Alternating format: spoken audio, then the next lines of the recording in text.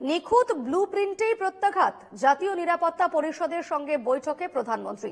24 ঘন্টায় এ নিয়ে দ্বিতীয়বার মোদি ডোভাল বৈঠক। প্রত্যাঘাতের ব্লুপ্রিন্ট তৈরি করতেই কি এই বৈঠক? নজর দেশের।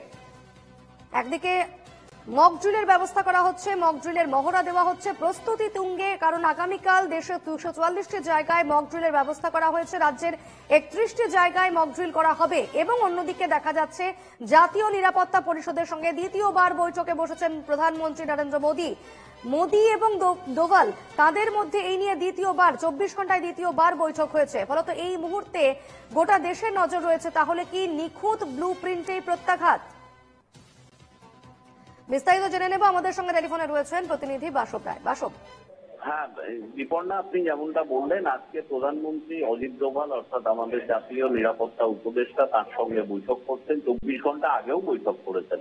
গতকাল প্রতিরক্ষা সচিবের সঙ্গে প্রধানমন্ত্রী বৈঠক করেন এবং দফায় দফায় প্রধানমন্ত্রী বৈঠক করছেন বায়ুসেনার সঙ্গে, স্থলবাহিনী মানে সেনাবাহিনীর সঙ্গে এবং নৌসেনার সঙ্গে, তাদের সচিবদের সঙ্গে, স্বরাষ্ট্র সচিব, প্রতিরক্ষা সচিব, যে মক ড্রিল, এই সব মিলিয়ে যেটা বোঝা যাচ্ছে যে ভারত এখন পাকিস্তানকে প্রত্যাঘাত করতে একদম তৈরি। তারই বিভিন্ন রণকৌশল নিয়ে এইসব বৈঠক। বেশ, ধন্যবাদ বাসব।